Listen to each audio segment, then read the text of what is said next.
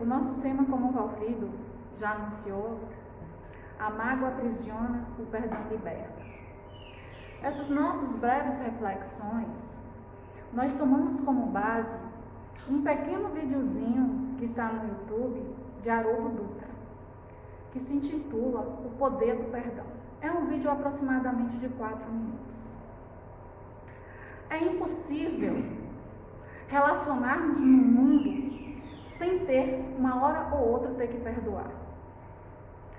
Seja em nossos relacionamentos familiares, no convívio em nossa família, entre pais e filhos, entre irmãos, entre esposo e esposa, no ambiente de trabalho, entre amigos, ou seja, em nossas relações, sempre nós seremos feridos, ofendidos, magoados, sempre.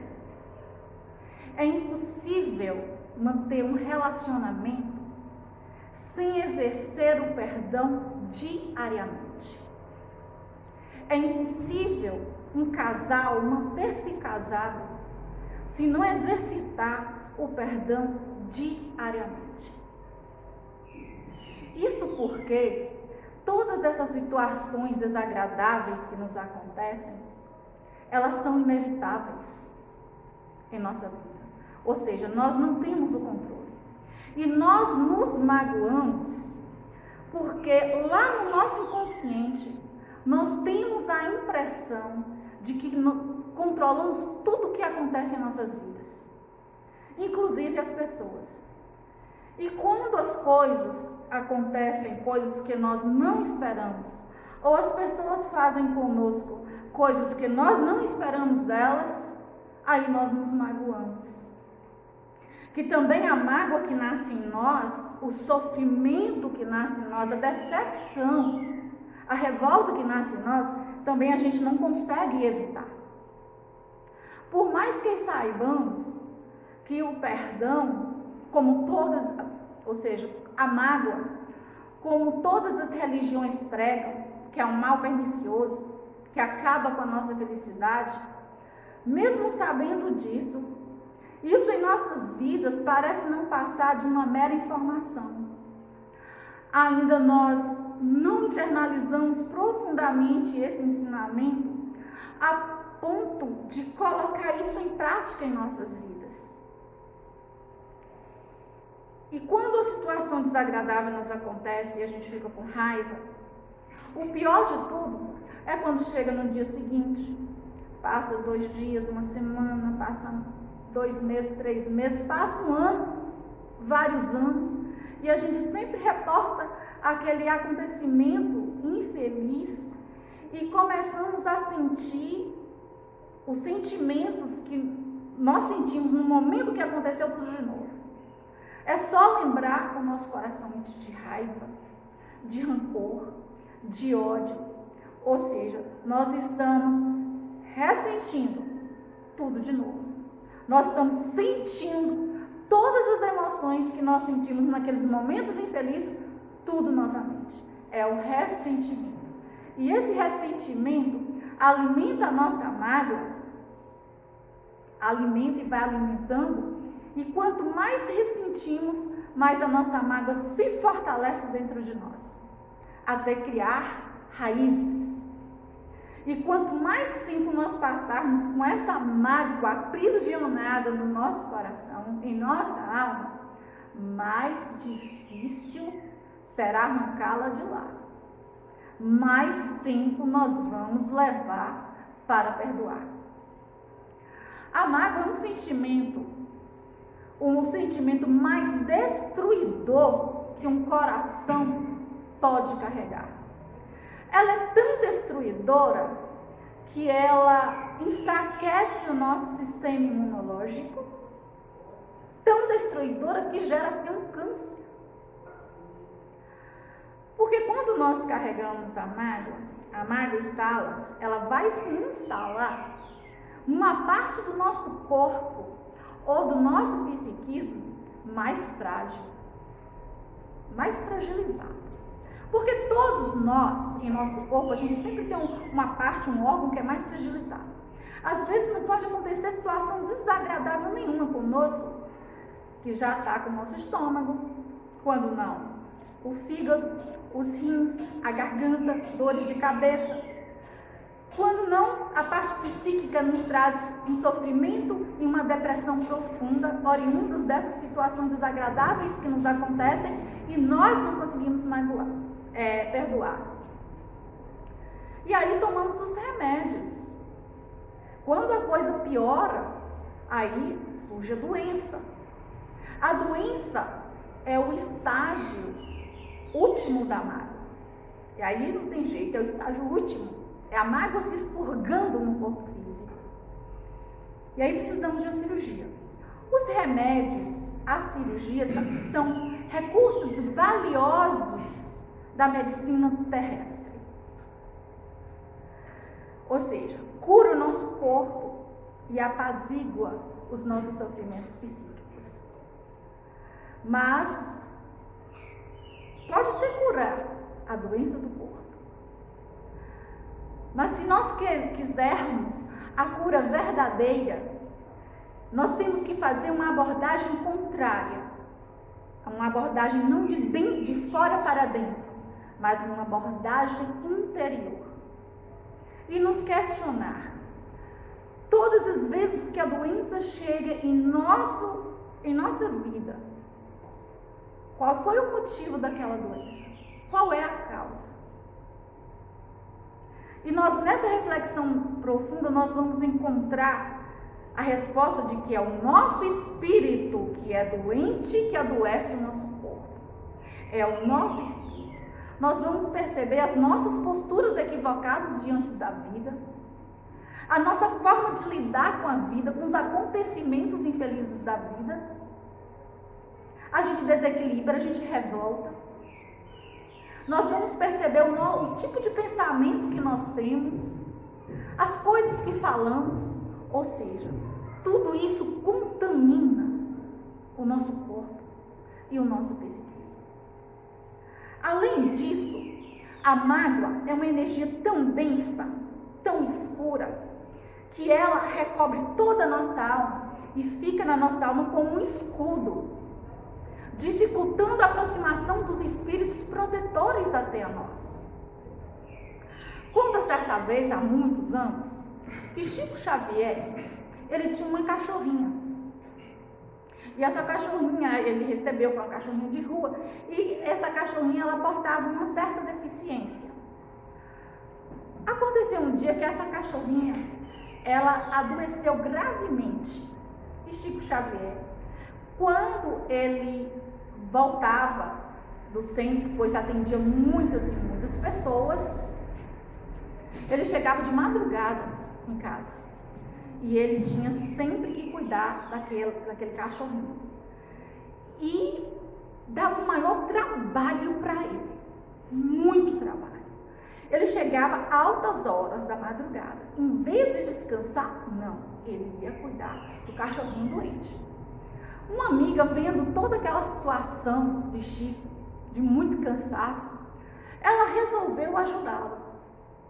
E ela teve a infeliz ideia de dar veneno para o cachorro. Ela, no pensamento dela, dando veneno para o cachorro ia morrer. E aí, Chico ia se livrar. Ia pelo menos poder descansar. E assim ela fez. Quando o Chico Xavier ele chega em casa, ele vê o cachorrinho quase morrendo. Estava ali nas últimas. E ele pensou assim, coitadinho, só estava esperando mesmo eu chegar. E o cachorro morreu. Ele chorou muito, ele sofreu muito. Ele enterrou o corpo no fundo da sua casa, no quintal. Passado alguns meses, a irmã dele falou assim, Chico, você sabe o que aconteceu com o seu cachorro? Fulana de tal, vendo todo o seu sofrimento, todo o seu cansaço, para lhe ajudar, ela acabou dando veneno ao seu cachorro. Chico Xavier, ele sentiu uma raiva tão grande, uma mágoa tão grande daquela mulher, tão grande, mas ele não falou nada. Passados alguns meses, Emmanuel ele chega para Chico e fala assim: ô Chico, sabe essa mágoa aí que você carrega no seu coração, Chico? Ela está virando uma mancha escura que está tomando conta do seu coração. E isso está atrapalhando a aproximação dos espíritos perto a você. Está atrapalhando o nosso trabalho, Chico. Por que no coração? Porque o coração foi o órgão mais frágil que Chico Xavier tinha. Ele teve vários problemas do coração. Por isso que a mancha escura se instalou nesse órgão. E Chico falou assim: ué, o que eu posso fazer, mano? Ô Chico, você vai fazer o seguinte: você vai procurar saber o que a nossa irmã mais gostaria de ganhar na vida. E você vai comprar para ela e dar de presente. Chico Xavier quase enlouqueceu. Ué, ela faz o mal, ela me ofende, e sou eu que tenho que dar presente? Chico, a receita não é minha. A receita é do nosso Senhor Jesus Cristo, que disse: fazei o bem a todos os que vos aborrecem. A receita de Jesus, Chico não tinha mais outra coisa a não ser procurar saber o que a mulher gostaria mais de ganhar. E ele descobriu que era uma máquina de costura. Agora, pensa bem, uma máquina de costura, acho que há quase 180 anos atrás. Custava muito caro. Quase ninguém tinha. Custava muito caro. E a história diz que o preço da máquina estava muito mais além do que o salário de Chico mensal. E ele comprou mesmo assim e parcelou essa máquina em várias parcelas, em várias vezes, para poder pagar. E assim foi dar o presente para sua amiga. E chegando na casa dela, ela ficou tão feliz ao encontrar Chico, que ela foi ao encontro dele para abraçar. E nesse momento, uma luz se desprendeu do coração dela, entrou no coração de Chico e desmanchou toda aquela mancha escura. Quando o abraço terminou, não havia mais mancha, a mancha havia desaparecido. Eis a receita para perdoar: fazer o bem àqueles que nos aborrecem. Se nós temos a dificuldade de perdoar o nosso ofensor, sendo também, gente, que a gente também magoa muito. A gente também magoa, a gente causa também muito transtorno. Mas se a gente tem a dificuldade de perdoar o nosso ofensor, porque o nosso ofensor é mentiroso, é infiel, é traidor, seja lá o que for, aceitemos a pessoa assim como ela é. E se nós não conseguimos perdoar pelo nosso coração, perdoemos pela razão. Porque sabemos que a mágoa aprisiona, que a mágoa gera doença e ainda nos vincula energeticamente, negativamente ao ofensor, criando a necessidade de voltar ao convívio dessa pessoa para uma provável reconciliação, seja nessa vida ou em outra reencarnação.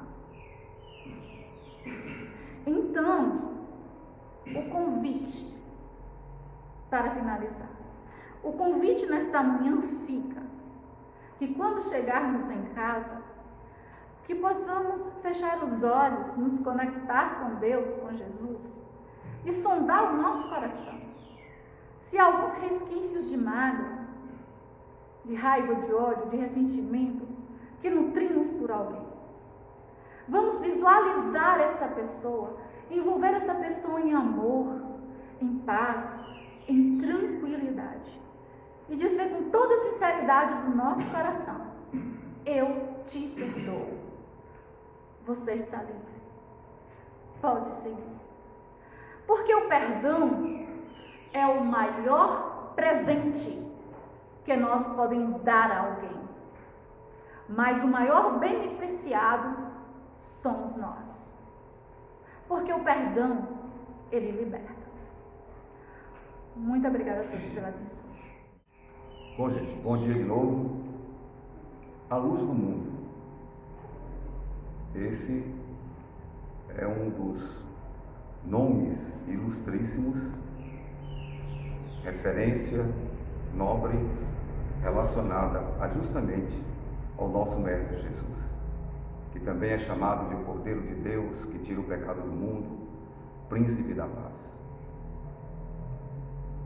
E a doutrina espírita aprofunda a nossa vinculação com Jesus e a de Jesus com todos nós neste planeta, ao demonstrar que Jesus, como Espírito puro e perfeito, que já alcançou este nível mais elevado da escala evolutiva, ele recebeu de Deus a tarefa de governar, de guiar, de orientar todos os espíritos encarnados e desencarnados que estão utilizando nesse momento o planeta Terra, planeta de provas e expiações, como meio de evolução. E quando ele veio aqui, pessoalmente, encarnou, há quase 2000 anos, ele parou o tempo, literalmente.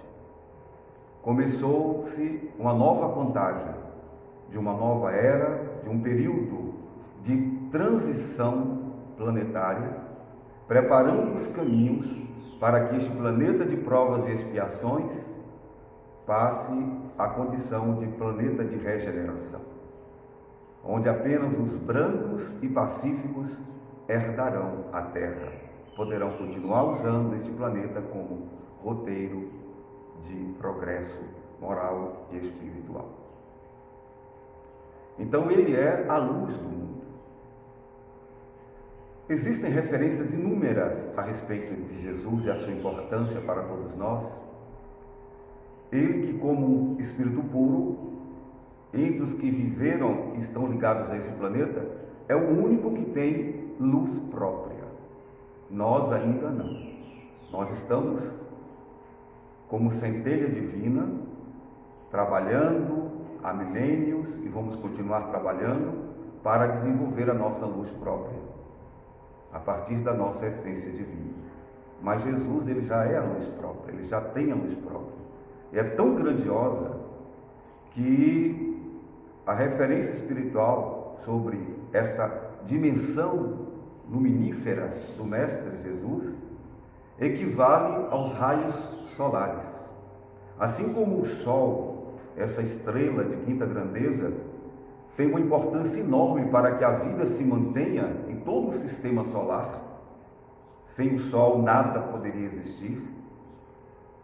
Jesus espiritualmente também é um Sol desta grandeza ou mais. E os seus raios espirituais, eles estão em toda parte. Por isso que não é exagero nenhum chamarmos o Mestre de a luz do mundo. É uma luz tão intensa que, se juntarmos todas as energias negativas, toda a obscuridade dos sentimentos ruins, todas as trevas da ignorância humana, não tem a menor condição de ofuscar essa luz, assim como não existe nenhuma dimensão de cobertura que possa eliminar a luz do sol. É esta a dimensão de Jesus. Mas ele é querido por muitos, mas seguido por poucos. Nós, os cristãos, estamos aprendendo a reconhecer esta luz do mundo, mas ainda não conseguimos transportar esta luz para a nossa vivência. Eu que o diga em relação a mim próprio, diante das reflexões e avaliações que nós fazemos em nossa casa espírita todos os meses. E esse mês especificamente, que encerrou-se há uma semana, a grande questão que nós fizemos nesse período de pandemia, onde o medo toma conta da maior parte dos trabalhadores das casas espíritas, a questão foi exatamente essa. Se Jesus estivesse aqui encarnado, com essa pandemia que assola o nosso planeta, o que ele faria? Ele ficaria em casa, de braços cruzados, esperando surgir uma vacina para somente aí então ele sair para as frentes de serviço, para se apresentar a todos que dele necessitam? Esse é o ponto de reflexão que cabe a resposta individualmente, cada um fazer a si mesmo. E um rapaz, deslumbrado, encantado com o que significa Jesus para a vida de todo mundo, ele desejou ardentemente que Jesus fosse ao seu encontro. Quem não gostaria de ter um encontro pessoal com Jesus? E então ele se pôs a orar. Orava praticamente dia e noite, implorando a Jesus que viesse ter com ele, demonstrando o quanto o admirava, o amava e o quanto sabia da sua grandiosidade, de como sentia a necessidade da sua presença em sua vida. Orou tanto, que Jesus resolveu atendê-lo. É uma história que está na literatura espírita. E assim, uma luz começou a se aproximar quando ele orava, pedindo a presença de Jesus. E essa luz ficava cada vez mais intensa, até que finalmente ela tomou uma forma. Aquela forma que Jesus se encontrava quando aqui esteve há 2000 anos, com aquela figura do Galileu, Nazareno. E ele então ficou extasiado e gritou: eu sabia, mestre, que virias ao meu encontro. Como eu te amo, como eu preciso de ti. Jesus se aproximou ainda um pouco mais, esboçou um sorriso suave e penetrante, olhou bem para o jovem que esperava um abraço de Jesus, porém Jesus seguiu e fez um pequeno gesto, como se pedisse: acompanha-me. O jovem foi acompanhando, aí Jesus foi caminhando pela cidade, mostrando para ele uma série de situações, de pessoas passando por todos os tipos de necessidades, desde moradores de rua, a pessoas aprisionadas, a pessoas presas em leitos hospitalares,